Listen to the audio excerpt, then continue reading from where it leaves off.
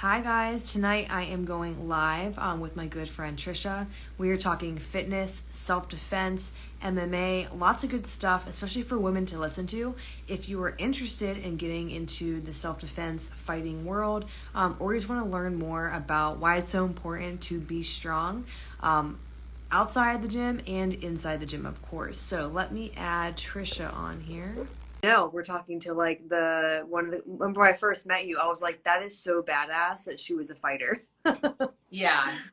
I know it's not I don't give off that vibe, I feel like, so people are surprised unless they kind of know me from that world, but Yeah, yeah. yeah. I'm So actually very non-confrontational, like never been in a fight besides like, in a cage or a boxing ring, yeah, like never have gotten in a fight in my life, so yeah. I don't think I have either, to be honest. Now that I think about it, like I am super non confrontational as well. But for my audience that doesn't know you, why don't you introduce yourself a little bit? So, again, my name is Trisha, and right now I am a professional online health coach. I help women, especially like recovering athletes or recovering like chronic dieters who have really done those extremes for so many years, who struggle to lose weight now. I help them recover their metabolism and learn how to do it a more sustainable way through lifting, through proper nutrition, all that good stuff. But my background is in martial arts. So since I was 7 years old, so almost 30 years ago, I'll be 37 this year, I've been practicing martial arts in some way, shape, or form. And I grew up teaching karate classes. I got into really into instructing later in my teens. I actually opened a karate school in my 20s, Oh wow. and it's always been my passion. So transitioning to health and fitness was just kind of a no-brainer as a career. And especially once COVID hit and we were all kind of like, scrambling for what to do, it just made it just a really easy transition to do what I already loved doing, but more in the health and fitness space as well. So, yeah. Oh, I love that. I didn't know that you had a karate Mhm. studio. Yep. When I was 24, I opened a karate school for a little less than a year, and some things happened where it had to be closed. But it's an incredible journey because you know I still have some of those people that were my students from even when I was a teenager teaching in upstate New York that are still in my world. They're still in my monthly fat loss membership. They're still my one-on-one clients. I actually have had women that were my instructors when I was a kid who are now my Oh, clients. that's So it's just cool. amazing how everything comes full circle, Mm. and just a testament to like just I think especially in the martial arts and the self-defense and the shooting, these are communities that really stick together, Yeah. and they really become a community that just no matter what you're doing in your life, they're just very supportive. So I've been very like fortunate for that, for sure. Yeah, I agree with that. I met a few women in the shooting world, one being Katrina, and she owns Alpha Female Tactical, and we talk all the time. And I haven't met her, but she lives in Florida,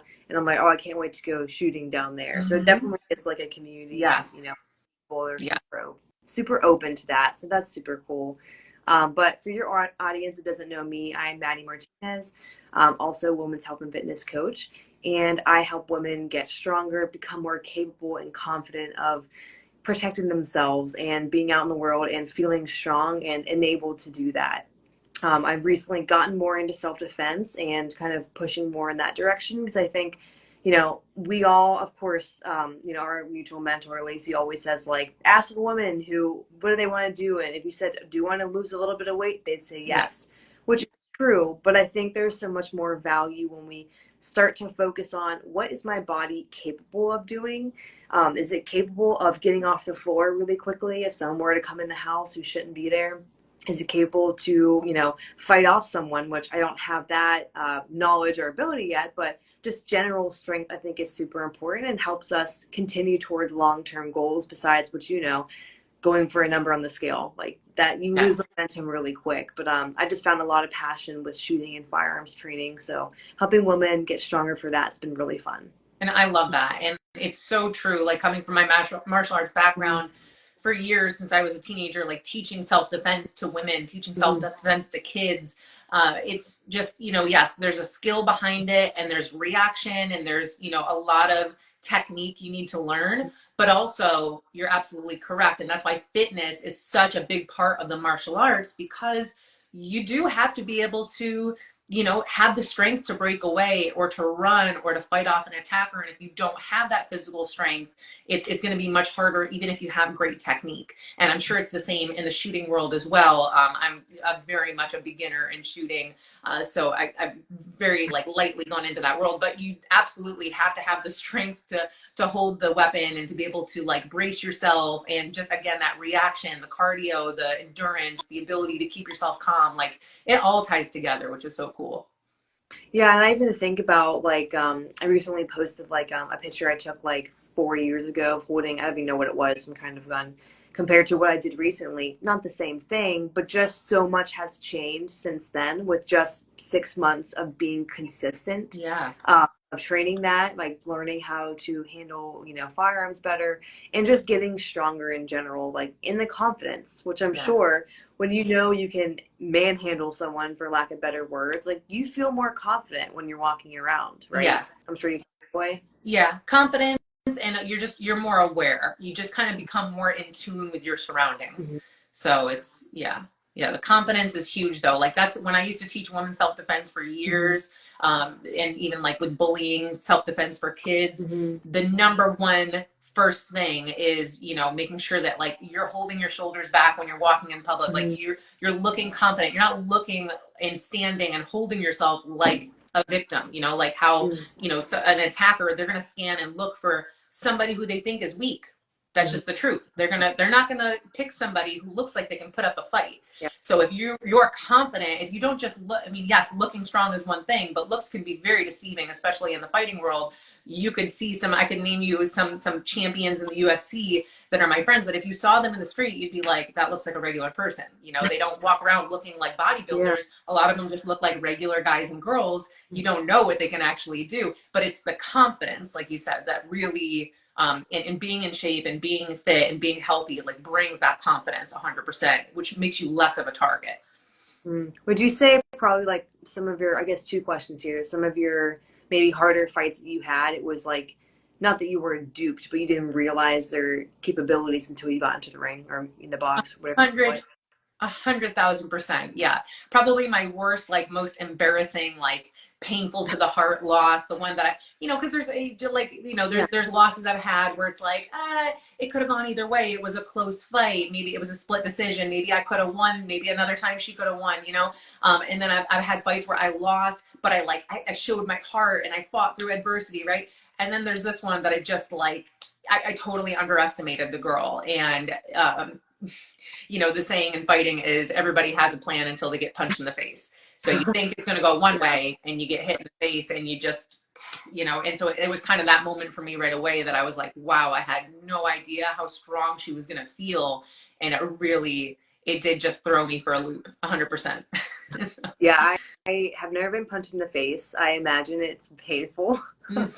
Not fun. It's No, more fun to do the punching than to receive it. Yeah. I would agree with that. I have like I don't know what, you know how there's like specific dreams where if you like dream and you're dreaming your teeth falls out, it means like money or something, or there's like things like that. Yeah. I have the one where I go to punch someone and it's like slow-mo. I don't know if you ever had that, but I never could actually like That's funny. have force. And I'm like, I wonder how it would be in real life. Mm, Hopefully not like yeah. since you taught women's self-defense classes for so long, what were some things that you guys were focusing on? Awareness is the big one. You know, confidence and awareness, like are the, just like in fitness, how you start with the basics, right? Like water and protein and steps. It's the same in self-defense, right? I could teach you all the most complicated moves. I could teach you how to get out of chokeholds and somebody grabbing you and picking you up and, you know, somebody trying to strangle. But if you, first of all, if you could be more aware and start to get away before they even grab you, you're going to have much greater success surviving the attack, basically, you know? So having that awareness, and then like I said before, the confidence is going to make you less of a target. But of course, once it starts, if they've decided they're going to, you know, try to grab you or attack you or whatever the situation is, you know, then from there, you know, I would say it's that having that awareness, you know, is huge. Confidence, awareness, like that would be my first two tips. And then the last, I think the main one, like before getting into like techniques, is just your reaction. Your reaction is really important. If somebody grabs you and you just kind of freeze up and you don't make any kind of reaction, they're going to just sweep you off your feet, Right. basically, you know? So even if you're not sure what to do, having some kind of reaction to fight back right away, it's gonna take them off guard. They're gonna be like, oh my God, I wasn't expecting this person to even react. I wasn't expecting them to put up a fight. So those would be like the first three tips I would get, like the confidence, the awareness, and then having that quick reaction. And then I would say the last is like, don't ever give up. Even if you don't know exactly what to do, don't give up the fight. Like just keep punching, kicking, clawing, use what you have in your hands, keys, purse, whatever, because we've seen so many stories. And I know you've gotten into this recently, like just, in the self-defense world, but you see so many, like now with video cameras everywhere, you see so much footage of women getting attacked, and you see them, the ones that just fight. And even if they don't know what they're doing, like they escape because they keep Yeah. fighting, because eventually the attacker, he doesn't want attention to be brought to him. He doesn't want to get hurt. He doesn't want it to be a difficult fight. So that's super important. Yeah, I always think about that because I'm not the same situation, but when I lived with my parents, I was taking their Great Dane for a walk, and a neighborhood dog got out of their house like unprovoked, came after us, and started going for her neck. And Mm-hmm. they're tall, so like she couldn't reach her neck. And I remember what was happening. I Yeah. froze. Like it was in the dead of winter. I had big boots on. I probably like could have handled the situation, but Yeah. like I just completely froze. And then when that happened, I was like, wow, like I need to work on my like freezer flight. I Yeah. was a freeze. I didn't do anything. Like I need to work on my response to things happening, because if that was a person, like maybe I wouldn't respond the same way as a dog. But it kind of just got me a little like, oh, maybe I need to think about this stuff Yeah. for the future, out and about by myself or things like that. Because that's important.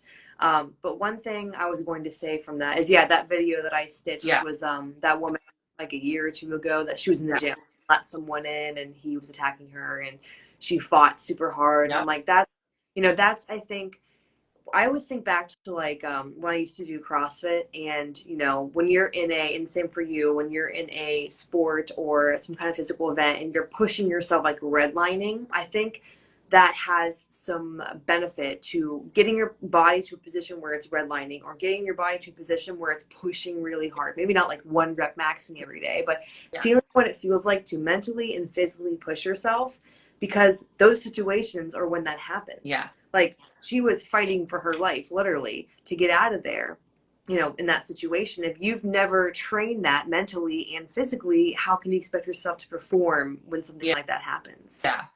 Yeah, 100%. And it's really important to do that in any kind of aspect, like whether even if you're just out for a run and you're really just like pushing your heart rate for a couple seconds at a time, like as fast as you can, or like you said, CrossFit, or if you're in the gym, or even in fighting, you train those type of scenarios where you're just like under pressure.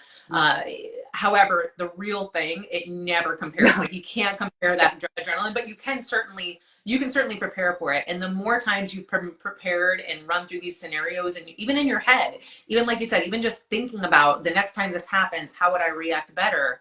Mm-hmm. It plants something in your brain. It really, really does. And that's why so many sports, so many athletes are so successful because of the mental preparation that they do, the visualization.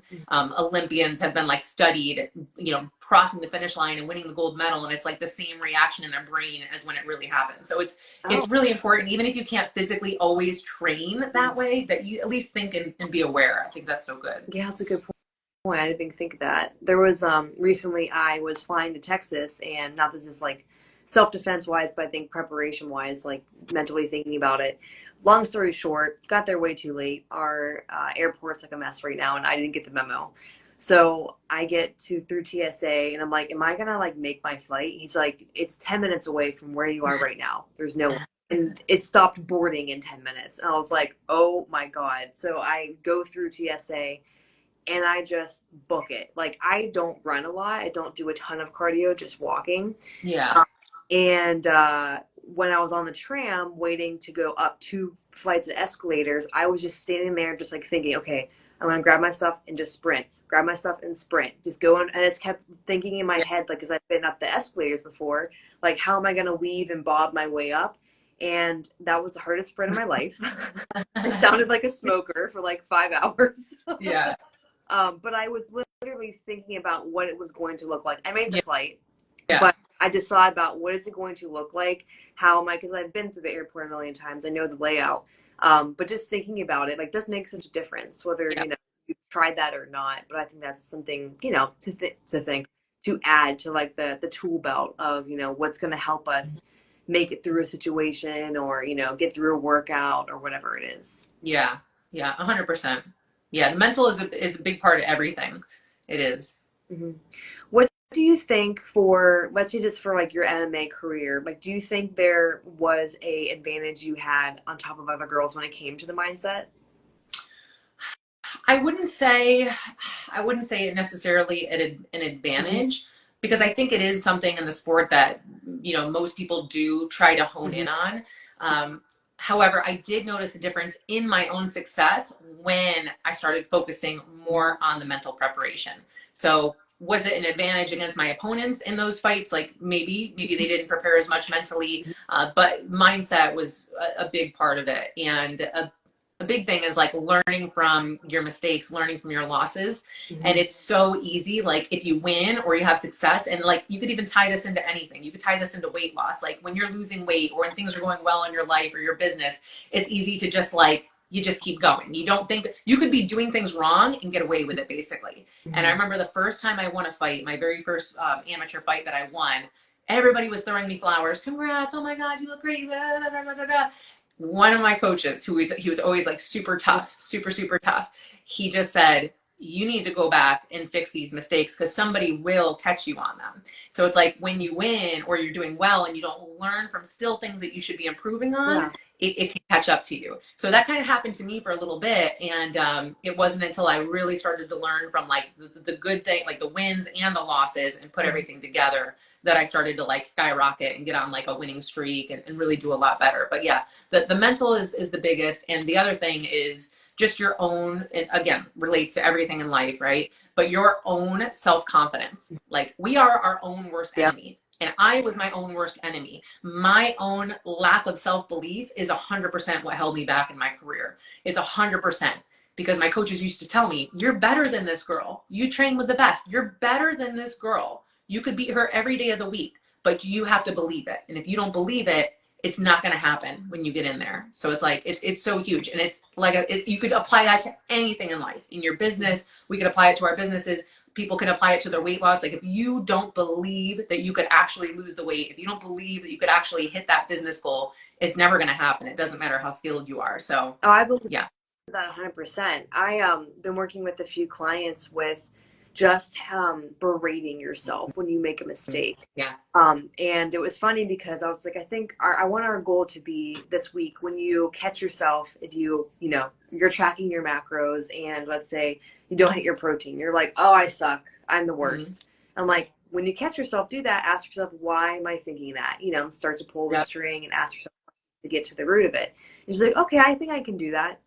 And then we were just talking and talking, and then she was like, "Oh yeah, I'm just so terrible at drinking water. I can't drink water." I'm like, "There you go again. I'm so terrible." And you're Yeah. putting a definitive for how you believe you're always going to respond to something. So I think there's power in not always, berating ourselves when we make a mistake, but also not putting a definitive label on ourselves. Like, I can't do X. Of course you can't do X. You tell yourself you can't Yeah. do X. Yeah. That's super important. Like, if you tell yourself, I probably can't beat her, you're probably not going to beat her. You're It's probably not going to fight. it's honestly one of the biggest differences between the champions and the people who are not champions. Like I had the great honor of like training with actual UFC champions who were my friends, and I got to train with them, and just thinking back and thinking about the differences in their mindset versus mine or versus other people. Like yes, so much of it is also skill and preparation, but another part, like there are actually like many champions or many people that made it like really big in life in in any area, who are not, they're not even as good as other people that maybe you know of. Like they're Yeah. not even that good, but they believed in themselves so freaking much that they were Yeah. unstoppable. Even people that just, they weren't even as good, but because they had that self-belief. And so it's so powerful. It's one of the biggest things I still have to work on in my life. For sure. I'm my own worst enemy. But yeah, just, having that positive self-talk and just believing that you can do it. Yeah, it's everything. Yeah, no, I agree. And something that I've always said is like, when I'm sure you found this too, when you started coaching women, is where you wanted it more than them, or you wanted them to feel better more than they wanted to. Yeah. And it's like, I only want for them so much, they have to want a piece of it too. Just Yeah. like for everyone else, you have to fully want and desire whatever change you want to happen. Or, like a spouse, if you have a spouse that you're struggling to get, let's go walking or eating healthier, you can only want it so much. They have to want that too. Yeah. I think that's, for an aspect, whatever it is, kids, family, your business partner, like you can't want it as bad, they have to want something too from that. Um, I was going to ask a question. It just like blanked out of my mind. Oh, I know. So I've been getting a ton of comments on anything I talk about, especially on YouTube too. I think it's a little bit easier for firearms training content to spread on YouTube. Yeah. But a lot of comments from men, of course, like what else? And they were saying, some guys were saying, oh, well, it's more important that you learn how to, fight or, jujitsu or MMA before handling a firearm, before learning that. And I want to know your thoughts on it because you're more dominant in that area, of course. I personally would love to learn just basics of fighting and, getting out of a position that's unfavorable. But for me, that seems like such a bigger time investment than it is to carry a firearm and learn how to use that efficiently, in a time crunch. Yeah. How do you feel about that? I kind of compartmentalize them into different categories of self-defense.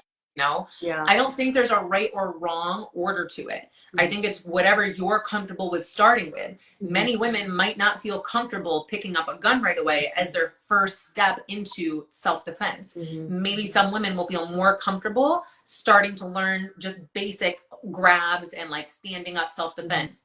Maybe some women fall in love with jujitsu, which is like on the ground. That's a different level of like you're close on top of people, you're sweating on people. It is a time commitment, And then there's going to be some women like yourself that like just the ability to go and shoot and carry a gun. So I don't think there's a right or wrong. I think as long as whatever you're pursuing, you really commit to getting to be your best at it, because it's a lot. And I think it's better to kind of master one area and feel pretty confident with it, versus only having a little bit of skill in like all of these different areas, because then you don't have the confidence to apply it. Yep. So I don't think there's a right or wrong order. I think it's whatever you feel is the best self-defense route for you to start with. I think most of the time it does happen the other way. I think most of the time people, like women especially, they want to learn how to defend themselves. They step into some kind of martial arts setting. And then they also get exposed to like the many martial arts schools, like Krav Maga schools, or even jiu-jitsu schools, karate schools will also do some kind of like defense against knife attacks, basic defense against gun attacks. Like Krav Maga especially is very good with that, where you can legitimately learn how to defend if somebody was, holding that up to you. And so that kind of like introduces people as well. But I don't agree with that. I don't think there's a right or wrong order. I think if you become confident with that, and then let's say next you're like, hey, I want to learn what to do if somebody swings at me or somebody tries to grab me and throw me to the ground, then can you pick up that skill, Yeah, I think that's fair. And I think it's also like, I think they all start with like kind of a baseline of just being strong. I think that's super important because just, I said this, when did I bring this up? I think a different live I did, but when I was shooting last month at a women's class, there was a woman next to me. Oh, I wrote an email. That's why I remember this. This woman next to me, and she was like in her late 50s, and it was the first time back at the range, or first time like ever at the range, and which is great. Like that's awesome. I'm not, it doesn't matter how old you are, whatever age it is. There's younger kids there too, but when she was shooting, it was so like it was not even hitting the target because just her hands, her wrists, her forearms were so weak. She couldn't handle the recoil. She couldn't hold the position correctly. It was just a mess. Yeah. So it was kind of like thinking, oh, like, yes, having a firearm is helpful, but if you're not strong enough to even hold it, and aim it, it's no use at all, you know? And I think that's just as important, that we just have some baseline strength, like being able to do a push-up, being able to do a pull-up. You know, Mm-hmm. those are things that are really hard for a lot of women, and they don't think about it. They think of it in terms, they notice the lack of ability of strength via, oh, my arms are really flabby or my arms Yeah. are like really soft. That's like their Yeah. understanding, you know, of, oh, my arms, I'm not strong. No, it's, well, you're not strong. Yeah, but you know, you have some, you know, whatever they say, insert whatever bad arm thing they say, but Yeah. that's how they realize that. And it was kind of interesting to see, like, even if you have the weapon, even if you have the understanding, it's being able to execute it under pressure and being able to execute it via your own Yeah. strength. Yeah, 100%. I mean, I'm a huge fan of strength training. Like basically it's my second love, you know, like martial arts will always be my first love, but strength training for me, like it's just one of those things like I can always go to the barbell. Like it doesn't matter where I am in the world. I can always find a barbell to go and lift weights. You know, I can't always get into a martial arts training setting, right? So it's like, it's just something that's always there. It's something I can always continue to improve on. And I just think it's such an important base for everything in life. Like Mm-hmm.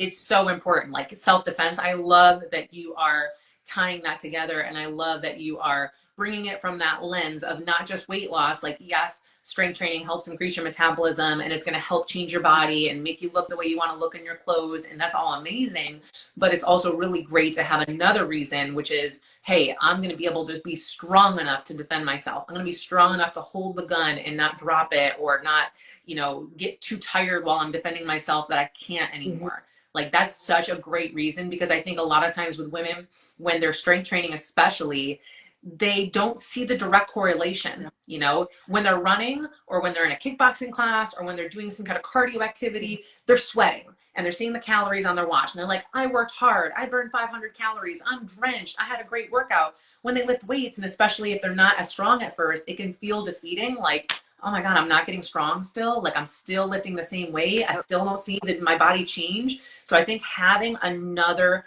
reason to be like, okay, but no, it's also, I'm going to be able to defend myself better because I'm doing this. Like, I love that. It's just another way to tie it together. Yeah, and also it came from a, you know, personal growth of doing that. You know, I always say like one of the things that really got my attention was like, oh, you are weak, when my husband would grab both my wrists with one hand.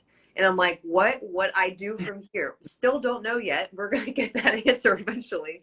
But that just, you know, and you know, to not be like a Debbie Downer, but just being aware of what's happening in the world. I just want to be more prepared and more aware of how to be better in control of my situation so I don't end up a victim. And, Mhm. you know, people have said to me, had some comments from some women saying, like, why would you carry? I was like, why would you not carry? You know, it takes one crazy person out of literally nowhere to drive from nowhere to show up somewhere random that you go to every day, and something changed their mind to do something, and that's how things happen. Yep. You know, I think sometimes people think that's a little crazy to think, but that's just like the reality of people that Yeah. go insane or do things like that. And, you know, it helps me because someone that struggled with body dysmorphia for so long, and, you know, it probably still does from time to time, just like depending on how I'm feeling, focusing on self-defense and focusing on really thinking about how getting stronger is going to correlate better to handling my firearm, handling myself, it gives me something else to think about other than my body. Because Yeah. the world is always, anytime you see a picture of anyone, any woman typically, it is talking about her body, whether good or bad. Oh, she looks amazing. Oh, she looks so good. It's always about their body, never about their capabilities or about, you know, their accomplishments in their career. It's always about their Yep. bodies. And for me, firearms has been amazing in that way where I'm not thinking about my body. I'm thinking about what I'm capable of doing. And Yeah. that helps me disconnect from that a lot more. And I think a lot of women struggle with that disconnection. Yeah. Yeah, I agree. And I think like in where I come from in the martial arts, it was always the same for me. That's why I fell in love with it as a young girl, because again, it gave me that sense of belonging that was not tied to an image or a social status or how I looked or if I was popular or nerdy or if I had glasses or not, you know, like it just it was that place where I know I could be myself and focus on improving and just take your mind off of Yeah. everything. There's a saying in the martial arts, they say like leave your shoes at the door and all your problems leave your problems in your shoes go in the shoe rack, boom, you go and you just like escape. And it's probably the same feeling for you as Yeah. shooting, where it's just like you can just get in the zone and just be your full self. So I think that's super cool, and I love that it also gives you like something else to think about besides just weight loss, because I'm a huge advocate of that as well with my clients, that like it's not always about the freaking scale. It's about so many other benefits that we're getting from it. Yeah, So and we're I love so pushed to think weight loss all the time, and I just decided I just not willing to be another person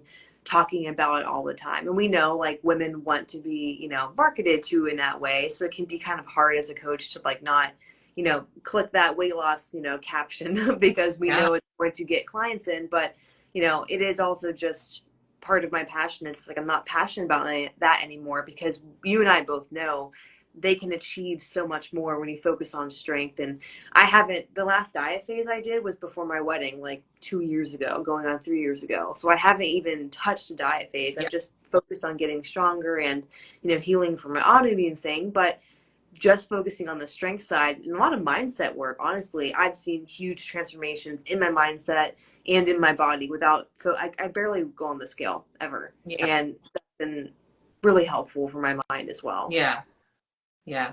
No, that's amazing. I haven't done a diet phase myself since, I mean, honestly, since before I was pregnant. I mean, it's been at least 3.5, almost 4 years Oh, since I've actually dieted, and I was able to lose like 70 pounds postpartum, like just by focusing on strength training and the basics. And I think that's just, so many women constantly feel like they have to do more cardio. I need to do more workouts. I need to do more diets. I need to do the, and I think when women learn to just learn how to embrace building your strength, and that's truly what's going to give you the changes internally as yeah. well, then that's when the real magic happens, and that's when you're freed from like this toxic like constant diet culture that we all kind of come from. So Yeah, no, and that's exactly why I have a, not to like pitch myself, but start to lift program. And that's all we focus on there is teaching women how to start lifting from the beginning. And I know once I talk to more women who are in firearms, they're going to see, oh, this is going to help me so much because how many women that you've worked with too that are like, I don't know what to do in the gym. I'm nervous. I don't have enough time. And essentially it's, you don't need that much time. You just need the yep, basics. You need to learn how to move your body, and that's exactly what Start to Lift is about. So that's really, that's my passion with that, to help women to start getting stronger and, not look at the gym as a scary yeah, thing because it doesn't have to be scary. I love that. Yeah. Well, this was so fun. We need to do this.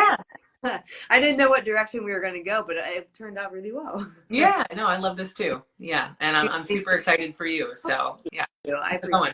it. Do you have anything big coming up? Anything you're launching?